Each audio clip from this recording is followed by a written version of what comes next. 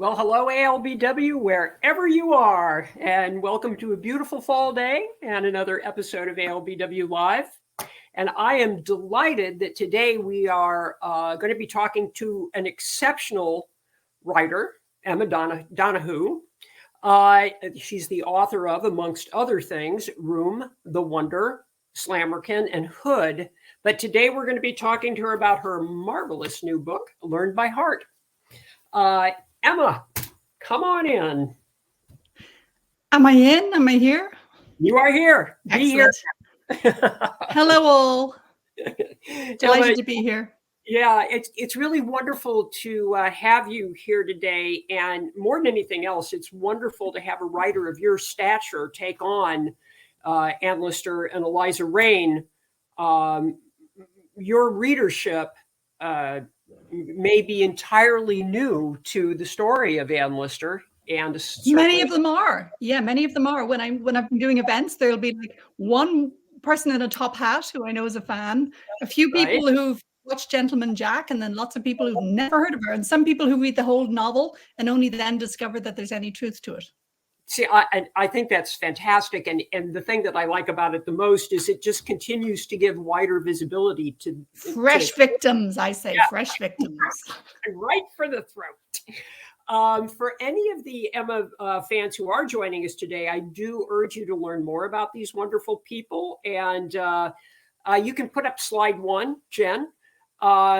Great way to do that, of course, is Gentleman Jack, HBO BBC series done by the fabulous Sally Wainwright, and that's available on Max. But also the book's authored by Helena Whitbread and Jill Liddington, amongst others. But these 4 books really do focus in on Anne's diaries, and it's a great way to learn about them. So if you want to know more about them, that's a great way to do it. And of course, many of our ALBW 22 attendees saw your terrific presentation, Emma, at the first convening of the Anne Lister Society at our first ALBW in Halifax. So without further ado, Emma, let's you and I get started. So I read a really interesting little thought in one of your other interviews where you said, it's hard not to describe myself as if I'm one of Anne's ex-girlfriends. Can you tell me a little bit more about that? About how did you come to Anne Lister? Well, usually I write a book about one thing and then I move on. I love it being a different time and place and challenge and genre each time. But with Anne Lister, you get attached. So yeah, I encountered Anne Lister in the form of Helena's first book, I Know My Own Heart, back in, I think, 1990. So 33 years ago. It makes me feel old. Wow. And I was so blown away by Anne Lister's voice in those diaries, the confidence, the quirkiness, the intellectual curiosity, the libidinal thrust, I was just blown away by her. And I was a brand new graduate student in Cambridge at the time, at the age of 20. And I thought, like, she has to be on stage. So I based a play on her diaries, very freely adapting. I mean, now I'm such an Anne Lister sort of scholar enthusiast that I wouldn't let myself be so devil may care with the sources now. But at the time, it seemed nobody else had ever heard of her. So I allowed myself to do things like combining Mariana and Miss Brown into one lower class girlfriend for Anne, So I played very fast and loose in the play, which was called, like Helena's book, I Know My Own Heart. And I put it on at student level, and I had to step in as Tib at the last minute because an actor dropped out. So I'm very happy that my last time on stage anywhere wearing a little turban was as Tib. And then the play got a professional production, and I remained besotted with Anne Lister. I found myself writing my first nonfiction book, which is called Passions Between Women, British Lesbian Culture, 1668 to 1801. That was entirely to answer my own question of how on earth could Anne Lister have been as confident and self-accepting as she seemed to be. Yeah, it was all about what she might possibly have read, what texts were available to her. And then I think I started writing historical fiction because Anne Lister had kicked open the door to the past. And the past I was looking at was a very queer one, a very gender bending one. And I've ended up writing about, oddities in all sorts of other categories, like people put on show as freaks, lots of other little byways have gone down. all because I think Anne Lister lured me into the past and made it seem fresh and made it seem urgent. Yes. Oh, that's fantastic. I did read your play, by the way, and Oh, thank you. I do have to say that you know, as we went from Mary Ann, as you call her, and it was clear that it was Miss Brown, so it was a fun read. I'll tell you that much. And I'm going to have to pick up the other one because that sounds fascinating to me. So you've gone on to tremendous success as a writer, but what made you believe that there was a novel in Eliza and Anne? Sure. Well, in a way, as someone who had written about Anne Lister in the past and who was still very interested, I always sort of kept an eye out, and I thought sooner or later, surely somebody will write about the most fascinating bit of the story to me, because the diaries don't cover it, is that first love for Eliza Raine. In the diaries, Anne is always making little nostalgic, sometimes guilty even references to, oh, Eliza, beautiful Eliza, the girl I loved best, you know, oh, if only we could have stayed together. So it's this fascinating backstory that Anne keeps gesturing to in letters as well as in diaries. So I thought, like, somebody surely is going to write the great Eliza Raine book. And then as the decades went by, there still seemed to be room for somebody to write that book. So I felt I had to, but it took me a long, long time to get around to it, partly because I was trying to figure out the key questions for any novel really are sort of who tells the story and from what vantage point. Yes. So, you know, I wanted it to be a story about that year in the Slope, in their boarding school at the Manor in York. But I didn't want it to be just completely isolated from the facts of the rest of their lives. But nor did I want the novel to be weighed down by, you know, 40 years of misery for Eliza. So, so I really had to mull over how to do that. So what I settled on in the book is that the book really focuses on the boarding school year, but it's got these fictional letters from Eliza from the asylum to kind of frame it. And in a way, because they are quite sad or quite angry sometimes, they allowed me to make the boarding school bits pretty happy, because they're like these little sort of bright canvases with a dark frame. You know, it keeps the tonal balance right.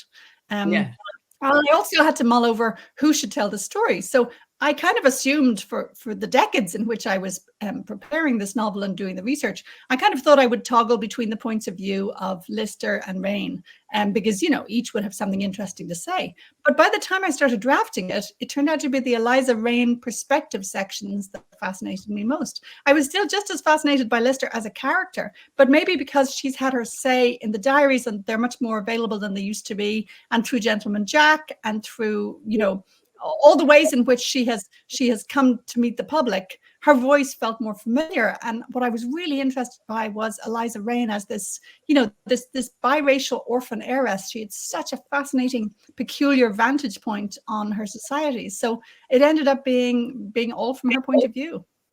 You know, it's interesting. As a writer myself, I think that writing can be a really, in some ways, very mystical process. And I'm curious, something that happens to me when I'm working on a character is they can start talking to me out of the middle of nowhere. I can be driving across the Hudson River, you know, on a bridge, and suddenly one of them pops into my head and tells me something that I did not know about them in their own voice. I'm wondering if that sort of happens with you at all. You know, I tend to emphasize the non-mystical side of things. You know, Chris, my partner, says I demystify it too much. I so don't want to seem like I'm big pretentious and going on about the muse that she says I make it sound like carpentry. Of course, there are aspects that you can't explain. I'm very rational about it, partly because I did a degree in English and French and then a PhD. So I'm very used to analyzing texts and coming at it from that point of view. And I'm a big planner as a writer. So, you know, I tend to emphasize the craftsmanship and the rational decisions. But of course, there are moments that aren't rational at all, such as the initial moment when you feel like, ooh, there might be a story in this, and maybe it has to be me to tell it. You know, that's a kind of a falling in love moment. And I often perceive it as a kind of a rapid pulse. I wouldn't say the characters talk to me exactly voice-wise, but certainly when I start working on them and writing things from their point of view, things can surprise me, such as in this case, the Eliza sections being the ones that interested me most. Or I had two characters in Slammerkin started falling in love with each other. And I was like, whoa, I did not authorize this. But then, they made their case, so I let them have a brief and doomed affair. So yeah, the best laid plans of novelist and woman do gang after Rye. It's a funny balance, isn't it, Pat? You make your plans and then you're like, okay, something seems to be altering. Much like running live streamed events, I would imagine. Very much so. Yeah, you have to just kind of strap yourself in and enjoy the ride, right? So there's getting into sort of the construction of the book. You have said in the past that you find yourself comfortable about writing in small spaces, that it gives you a better chance to kind of focus in on the characters. And the Manor School certainly did feel that way. It felt, very tightly constructed. The people that they shared their lives with also felt very tightly constructed and very constricting in many ways. So that I found that the focus with Anne and Eliza really shone through there once they finally meet one another. So well done on that one. Was that your intention? Is that where you're working towards that? Yeah, especially as I knew that I would be writing parts of it from the asylum, and I thought those two institutions, they have a lot of similarities, So I deliberately, and they were very close to each other, York and Clifton. So I have one scene where the girls from the manor in York are going on a stroll to Clifton and they see the lunatics and wave to them, So it's very, very close by and very similar in some ways, in that in both cases, good behavior was what was expected. The patients in Eliza's asylum, nobody was chaining them up or whipping them, but they were expected to behave normally. That was the goal. And similarly at school, girls weren't whipped generally. Anne claims that she was whipped every day at one of her more junior schools, which I find a very odd story. I think she may have been exaggerating, but mostly there were elaborate rules to kind of micromanage the girls' behavior. So I didn't know what the rules were at the Manor School itself, but I read lots of memoirs by women who went to other boarding schools at this time, and there were rules about how many slices of bread you could take at each meal, whether you could stand near the window in case somebody saw you. If you nodded to a man in the street, he had to be your cousin or your brother.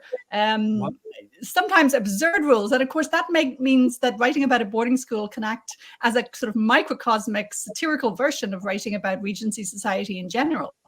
All these maddening little rules, which, Eliza felt incredibly obliged to keep all the rules. The main tone, I would say, in her letters is anxiety. She's trying to please everyone, because as this complete outsider, like one of the only brown faces in town, she could not afford to be, a sort of, relaxed or confident eccentric and say, oh, I'm proud of my own oddity.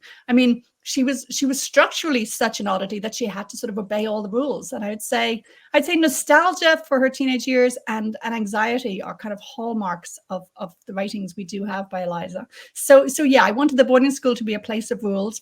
And then when they've become lovers, it would be this amazing contrast, because if they're becoming lovers in this sort of relaxed seaside environment, that's no big deal. But if you're in a building where lights out at 9 o'clock and you only take 2 slices of bread at dinner, then becoming lovers is this extraordinary kind of volcanic eruption of freedom and pleasure and spontaneity.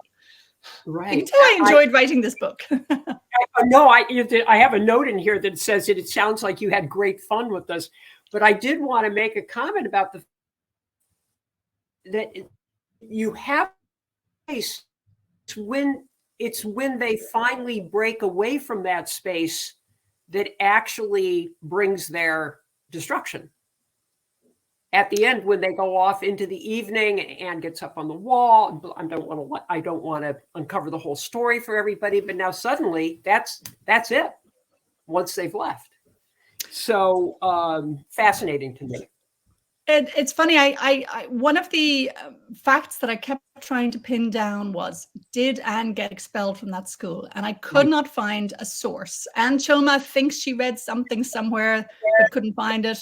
Nobody else ever managed to provide a source. Pat Hughes didn't manage to provide me with a source. So I found that there was no evidence that I know of. So I think people have just assumed that if Anne left the school, she must have been expelled. And then this becomes a big story about like, oh, they must have discovered the letters. Well, these two girls were sharing a bedroom. I don't see why they would have had reason to write a lot of letters to each other that would be discovered. So anyway, I didn't find any evidence, but I needed something to end the story. So I had to invent a disaster, which would bring on their parting. Yeah. Yeah, and beautifully done. Just a quick aside, did you get it? So you got a chance to talk to Pat Hughes before her demise?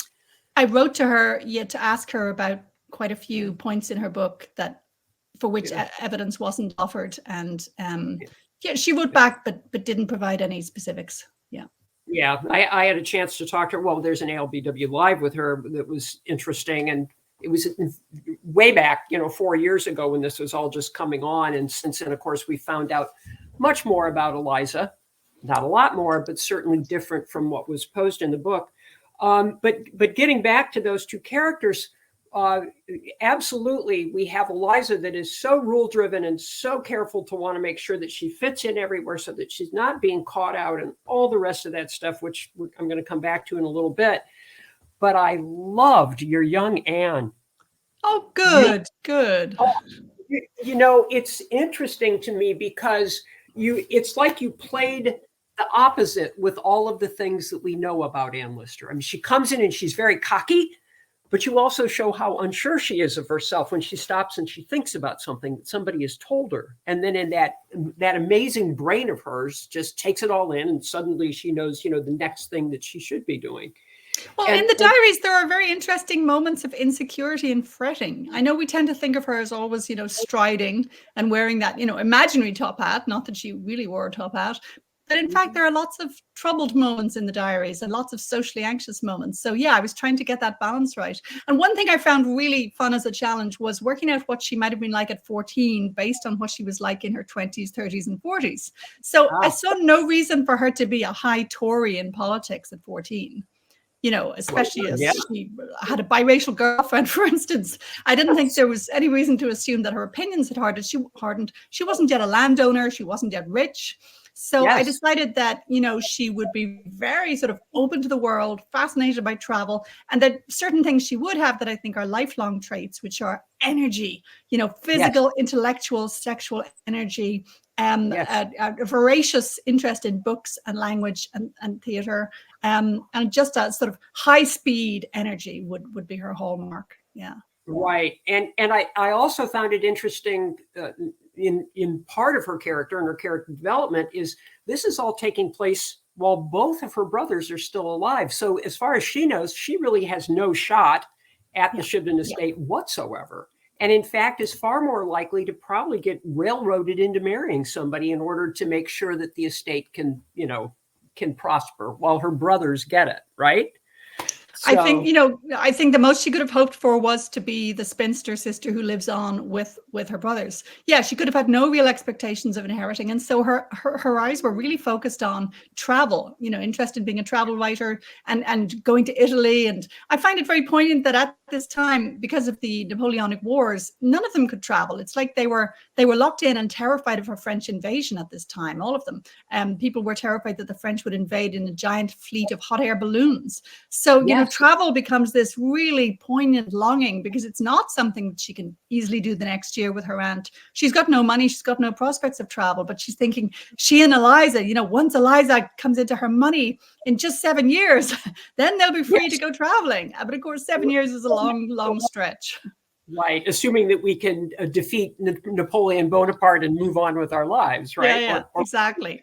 It took me a minute to figure out who Boney was when you first started writing about him. Yeah, they often called him Boney. I think they were giving him a kind of a archetypal, bogeyman vibe. That he's like the bone man, the skeletal figure. I love that. Let me see here. I'm losing my place here in my notes because this is fascinating. The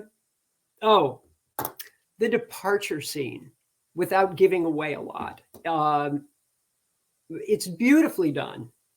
And it also almost left me wondering if we were going to go into some kind of Orpheus moment then when when they finally do part from one another. But the other thing I have to say about it, it's incredibly cinematic. So. Oh, I would love a film of this one. Yeah. I mean, because two of my books have been filmed, of course I think about it. I try not to think about it while I'm writing the book because, you shouldn't write a novel as an indirect way of writing a screenplay. It's a bit perverse. Right. So with a book, I try and lean into the best qualities of fiction, and the psychological intensity, the interiority, Yeah. But I have to say that partly because in Eliza's case, there's this great unspoken, which is race, right? It's like nobody mentions it in her social circle, except for when she has a quarrel with the Duffins in her early 20s. Suddenly you get these two vicious letters from Miss Marsh, spilling out racist bile about Eliza's black blood and her black heart. But the thing is, nobody else is saying any of that stuff before or after. So I feel race was this enormously hidden phenomenon. And Eliza herself, she mentions being a young lady of color once in the surviving documents. She mentions India once. She mentions being illegitimate just once, and the rest of the time, she and everybody around her just doesn't mention it. So I think cinema would be a lovely way to have a visual contrast with the silence on that subject. I think in film, you'd never forget that Eliza's walking around with this beautiful face, which is marked, which is racialized, and that nobody around her would ever have forgotten it. Right.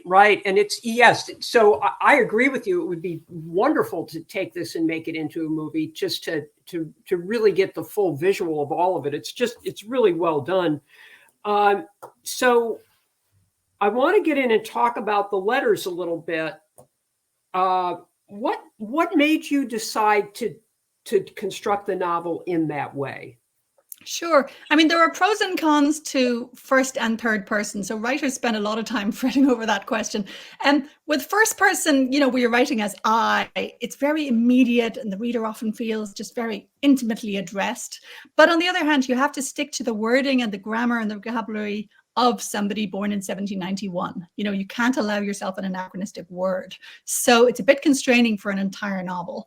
If you write as she, it gives you just a little bit more distance. So it's as if you're, I write strictly from Eliza's point of view. She's in every scene. I only show what she sees, but I'm kind of hovering over her shoulder. So it's often a way to imply just a slight distance. So you can be slightly critical of a character, for instance, even though you're showing everything from their point of view. So I thought having the boarding school sections interspersed with these letters could be helpful. And, I find that Eliza's letters with Anne, are such a poignant source, and they're really the heart of this novel. And by the way, the only reason I was able to write this novel is that 14 volunteers transcribed those letters for me. I am just bottomlessly grateful.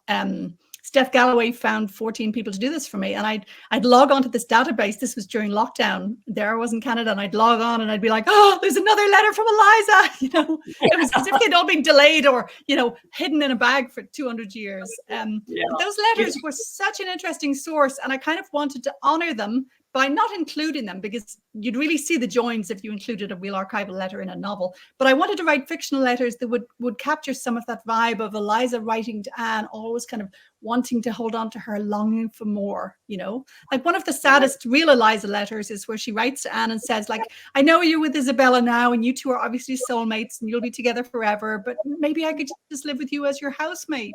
And I'm reading the letter thinking, "No, Eliza, hold on to your dignity." Say no. God, that poor woman. See what I mean about we get stuck on Anne, we can't shake her.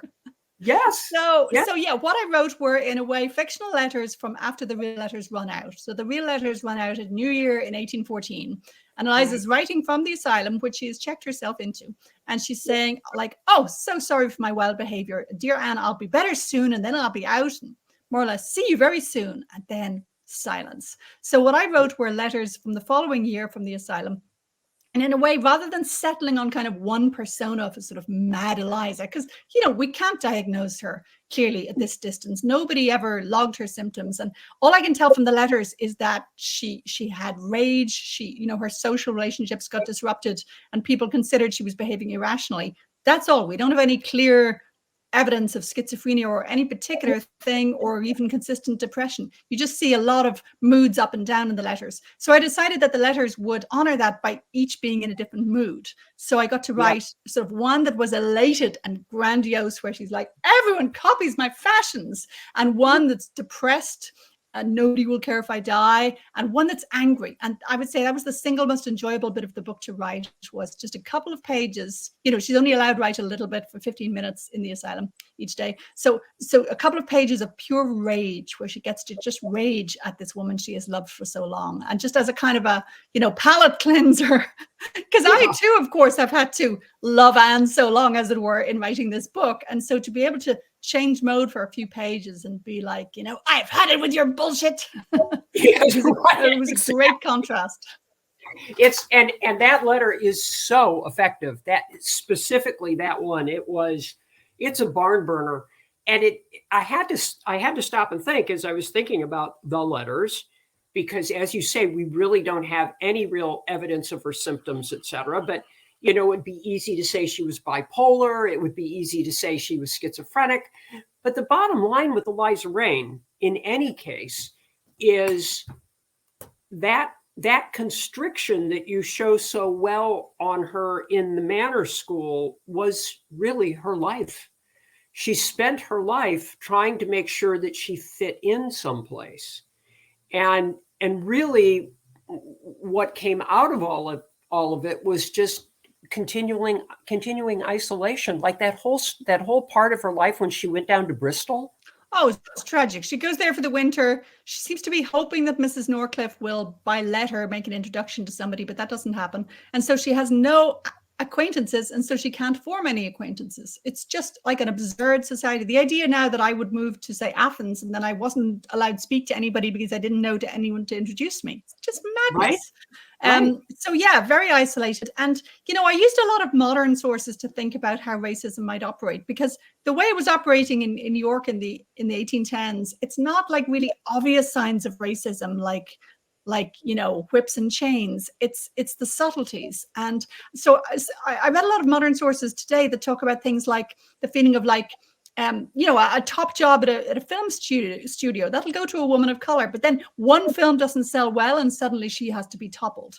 A feeling that you're not allowed to make mistakes, or if you make a single mistake, suddenly you're like, oh, that angry Black woman, or that failure, basically, that white men get allowed to make mistakes and try again. So I tried to give Eliza that quality of, you know, I have to keep pleasing everybody, because otherwise I will slide into one or other of the racialized stereotypes about the, you know, the Asiatic temperament. And those stereotypes, you know, differ in each era. I mean, the harmful cliches about, say, Asian people today are not the same as the ones they had in 1810, but right. Always there's some stereotype, or even a pair of stereotypes that, you know, whichever way you behave, if you're an inch too far in any direction, it'll be like, oh, it's because of her background, you know. Right.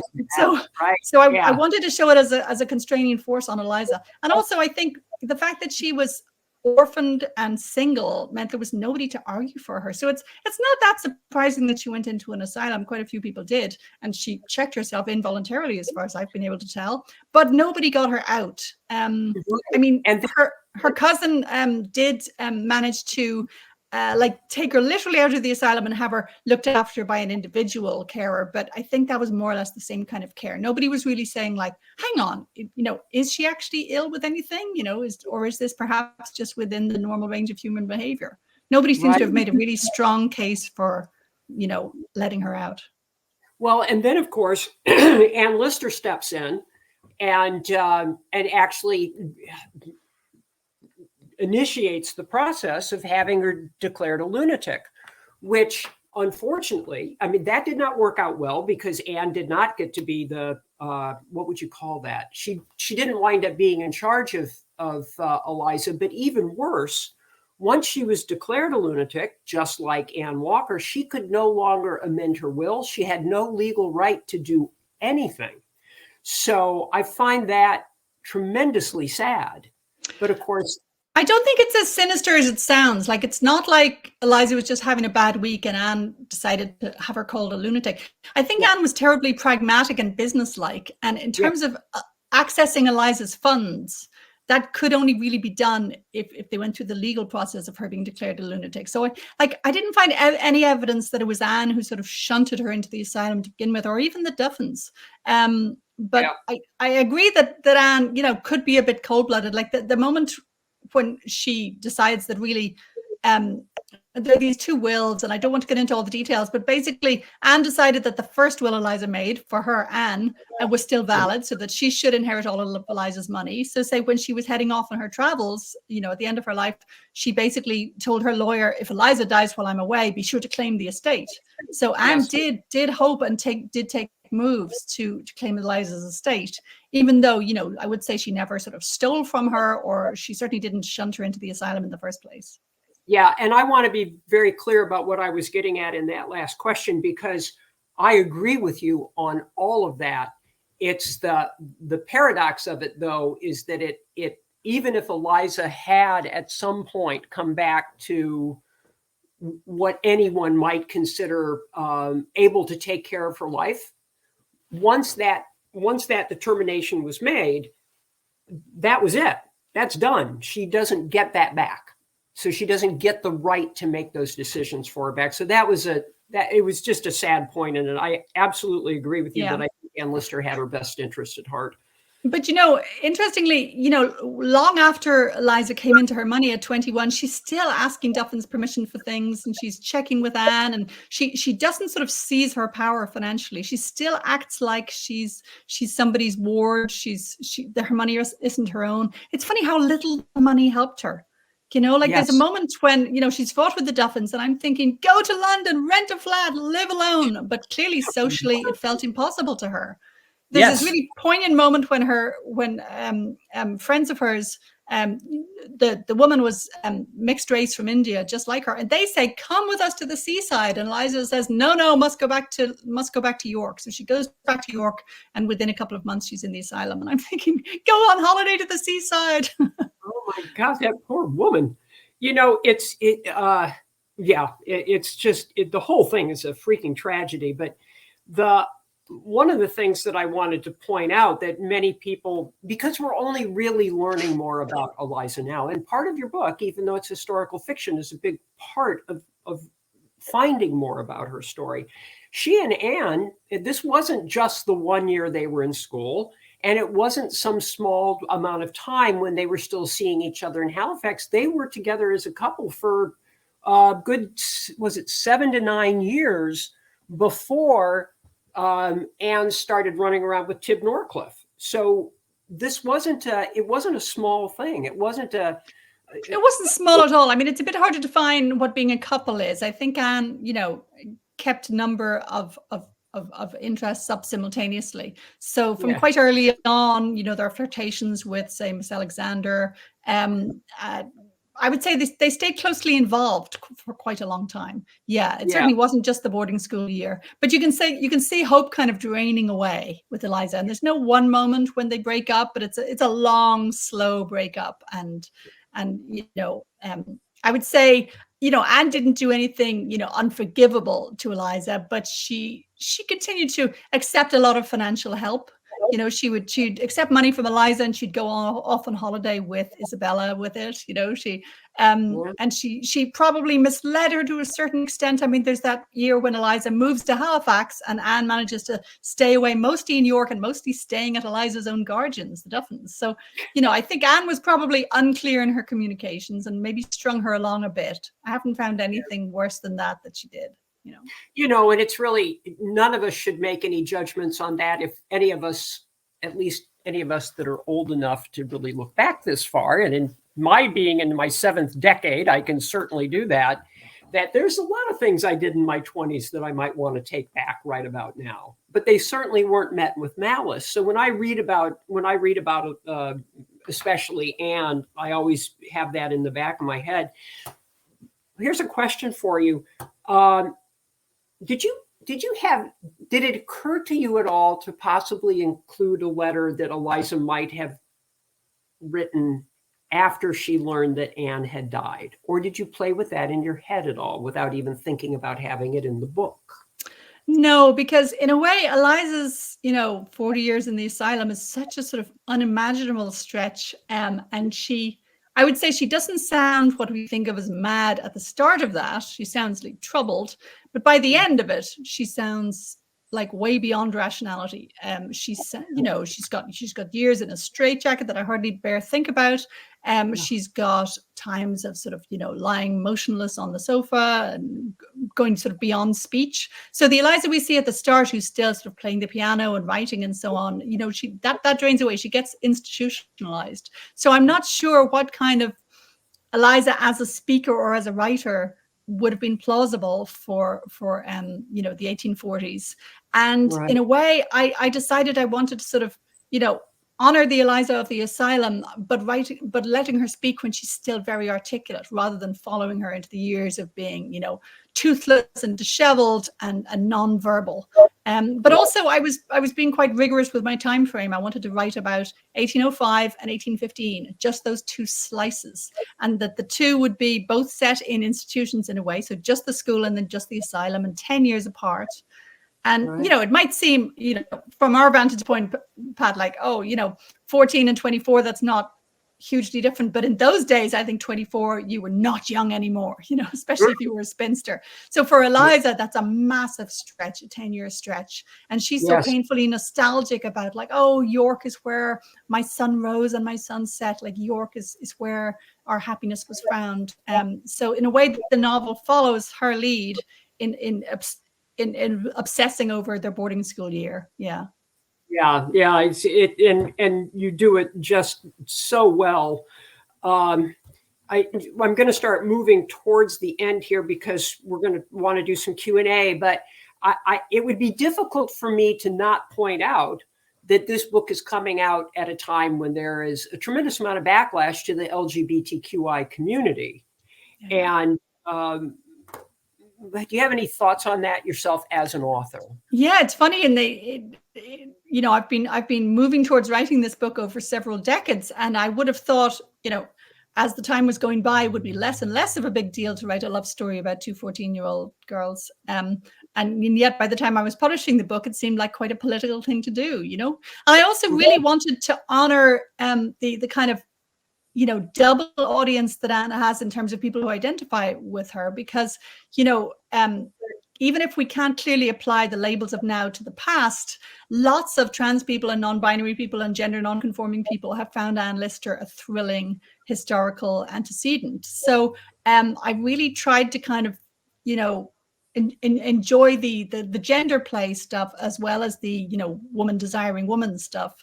So it did feel quite political on both fronts to be writing a Lister who was declaring love for Eliza Raine back in 1805. Yeah, it's funny how political it came to feel. Right, and it's very clear, and I'm sorry, hold on a second because I want to make sure that I get to this. So that backlash may keep your book from actually being put in libraries. How does that feel? It's possible. I think right now, I checked the other day, and I think the only books of mine that have been banned in American YA, children's libraries or school libraries are my two for kids, because they're about a gay couple and a lesbian couple having kids. So, the far right would tend to notice that kind of thing, a multiracial 4-parent queer household. That's a pair of books called The Lotteries. I think it's probably mostly books that are explicitly aimed at teenagers that tend to be in these school libraries to begin with. But it's possible it would get banned. Living in Canada, I don't tend to feel that the forces of backlash have really reached me yet. This book is up for a national prize in Canada. In Canada, writing queer books does not make you feel like you're on the margins of anything. We really feel very central to the culture. But I'm aware worldwide of in how many places this is a matter of censorship. Yeah. It's a stunning development in my own lifetime. So I know a lot of us assume things would just get better and better. Yeah, it didn't work that way. So to kind of bring this in for a landing, I am going to read a couple of quotes, because with all the sadness that happens between Eliza and Anne, I wanted to bring up a couple of quotes that from Anne's diary that talks about truly how much she does love Eliza. And then you've said that you would do a reading of your own. So if we'll just hold on here a second. This first one is from Anne herself in 1825. She's already been in a very difficult relationship with Mariana for quite some time, but she writes this: Eliza Raine had behaved to me more like an angel than anything else, and I was then too thoughtless to return it as I ought to her. I had not behaved as I ought to. I thought more and more of Eliza, that I should never feel such an attachment to anyone again. And then from October 17th in 1820, poor Mariana, she will never know half of my follies. Oh, may she never. And if we ever come together, I will do my utmost to make her happy. I do love her as I have never loved before, unless Eliza were once accepted.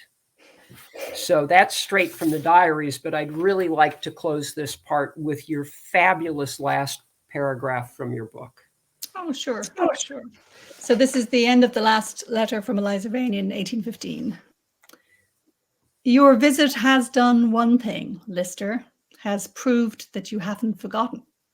Only please don't remember me like this. Call me to mind as I once was.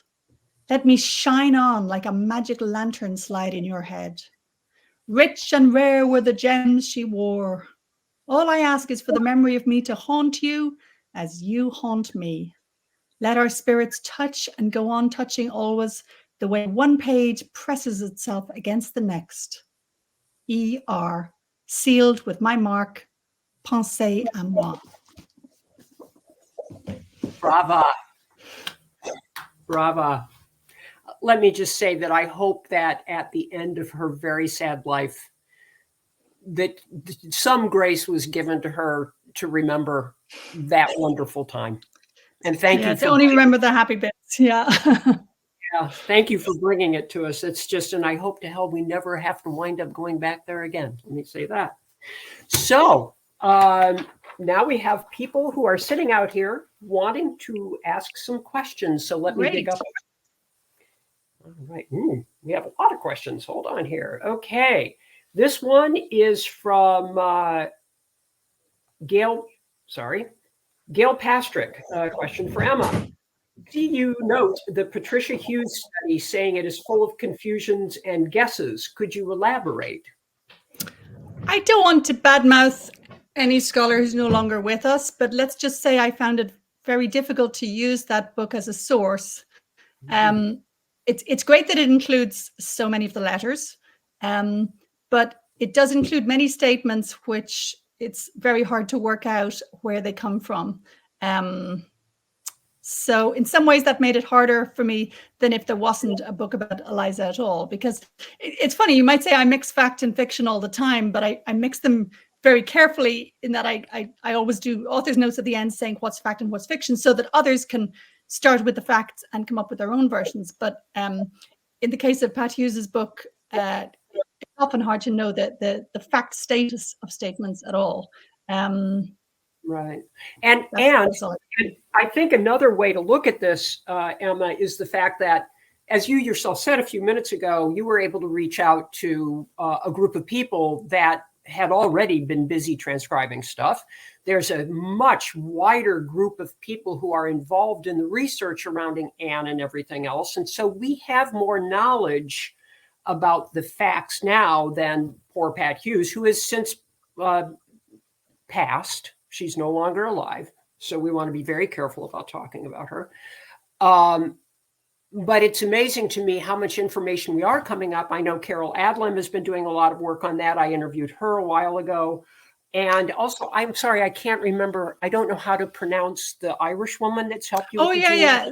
Sanni Riacon or San Rickon on Twitter. She helped me hugely with so many details. I reached out to her because she had published something about the genealogy of the Duffin family, but she found me details about many individuals in the school, about a lesbian teacher of theirs. Fantastic. And then some key information was dug up by I'm thinking of the fact that Eliza arrived in England at the age of 7, for instance, rather than in her teens. You know, that's a key detail. I'm just trying to remember who found that out. I don't want to put you on the spot. Can't find it right now. But anyway, yeah, there've been lots of really useful things found since. And I think we have to be just really careful not to jump to any assumptions. For instance, Pat Hughes thought that the mother was probably Hindu. Carol feels strongly the mother was probably Muslim, and that she feels that more of these partners of East India Company men were Muslim than Hindu. I have found evidence on that is really mixed. So I would say I don't know of any evidence on her mother's ethnicity. I don't know of any evidence that her father was this loving figure to Eliza Raine. We know that he left the money to both daughters, but I've no evidence that he was, for instance, planning to come and be with them. He had put them in boarding school. So yes, he sets out to England a few years after he sends them off. But that doesn't to me necessarily mean loving family reunion. They were already in boarding school. So I feel that Eliza seems to have been completely cut off from her Indian family. Like no information shows up in her letters even. So I find that a fairly ruthless act for this East India Company man to, send his daughters off to be made English with the younger one only 6. Right. It's stunning. Anyway, sorry, that's strayed from the question a bit. But yeah, it's a real growth area is the research into Eliza Raine. And we're very lucky that it's so much easier to network now. Okay, I'm going to keep moving because we have an inordinate amount of questions today. I want to make sure we get through. I'll try to be shorter in my answers. Oh, but it's fascinating. Okay, so Christine Hall, are there any video productions of Emma's play and/or any copies of Emma's script of the play she wrote? Please. Well, I can tell you there is a copy of the script because I own it. So it's a book. Go ahead, Emma. Yeah, the play's been published as a book. You can find it online, and it's in my collected plays as well. So you can find either a standalone edition or in my selected plays. I don't think there are any videos because if you video theatre, you have to do it really well, like with those National Theatre Live, or else it seems very very hammy. So no, the play's been done a number of times, but no video is available of it. Okay, now this is from the fabulous Esther Newton. I would like Emma to discuss how she reconstructed the sexual life of Eliza and Anne. In my humble opinion, it is very hot. How did she get the idea of Anne's opening gambit, Plato's origin of love?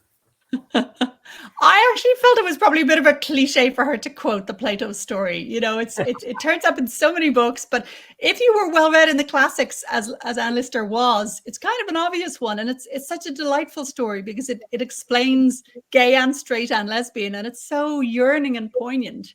And it suggests this spiritual love rather than just like sexual perversion, as other classical sources tend to stress. So I think quite early on I was like, she'll probably use the Plato story. And I also felt it should come through storytelling. I liked the idea of these two girls in the dark, and I thought instead of just making a move physically, I liked the idea that Lister would seduce her first with words, because she did write this vast diary. So I think seduction through words is probably a hallmark of her. Yeah.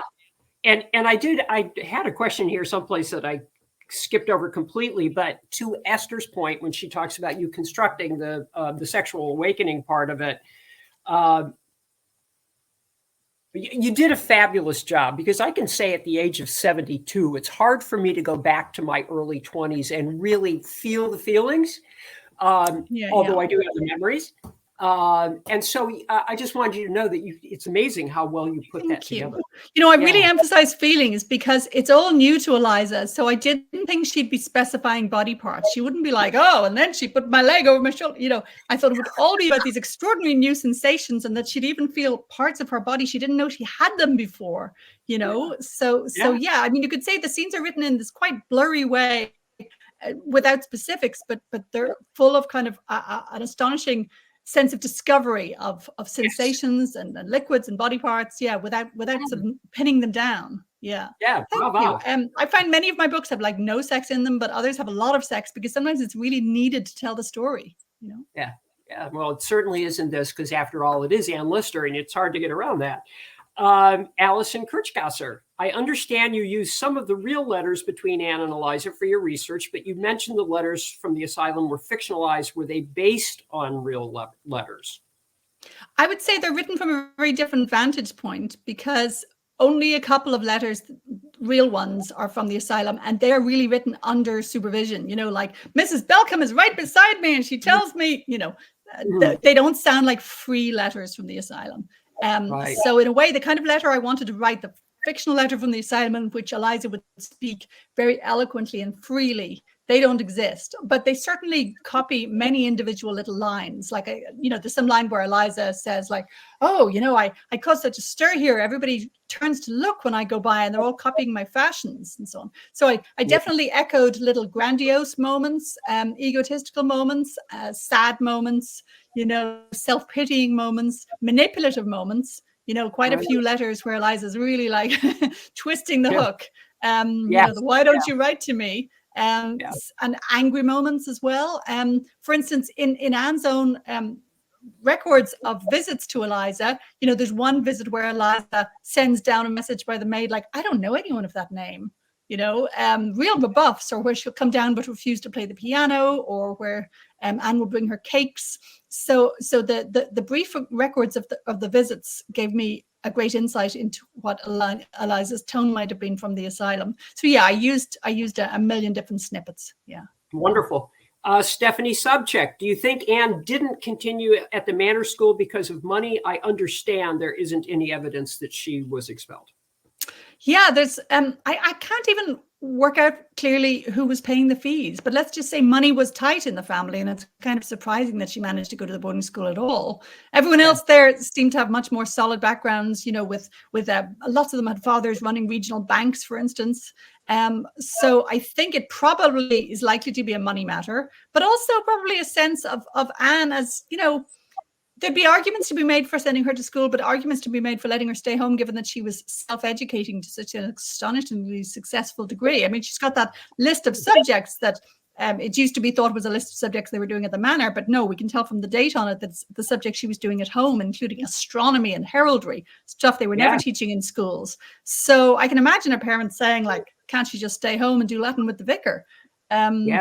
So it's kind of surprising she got to the manor school at all, actually. I can imagine her uncle, however, who, obviously there was a point where he had been watching her over time because he did ultimately pass the estate on to her, that maybe it came from him. We have no way of knowing, but possibly. Yeah. This is from Jennifer Gilman. Hi, Jen.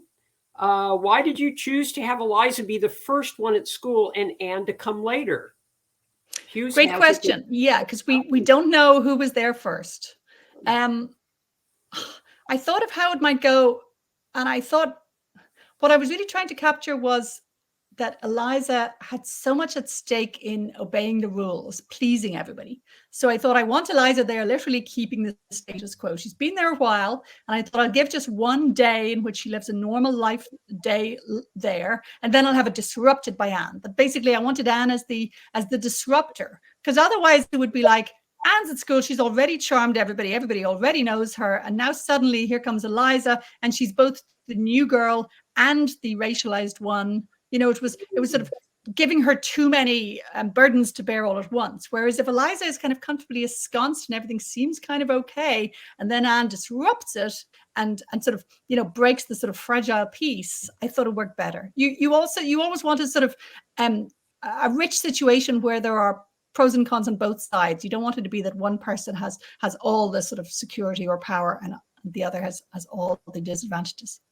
Right. And then there's just the simple fact of the matter that some things make for better stories. And it is historical fiction. It's not history. It's funny, I have these mixed loyalties. Like, I liked, as soon as I read that reference in one of Anne's diary entries she said, spoke of going to a ball in disguise. And it's a funny phrase, spoke of. She doesn't really make it clear whether she actually did go to a ball in disguise. And I really am I allowed to use this? Is it plausible enough? And I decided it was just about plausible enough. So I let myself write a masked ball scene. But it's as if there are two of me. And the historian is like, hang on now, Emma, we need evidence of that. And I love that scene. I'm so glad that you chose that, because it's so spectacularly what I'd like to believe the young Anne Lister was, right? Yeah, just a rapscallion. So let me see. I want to make sure that we get through enough of this.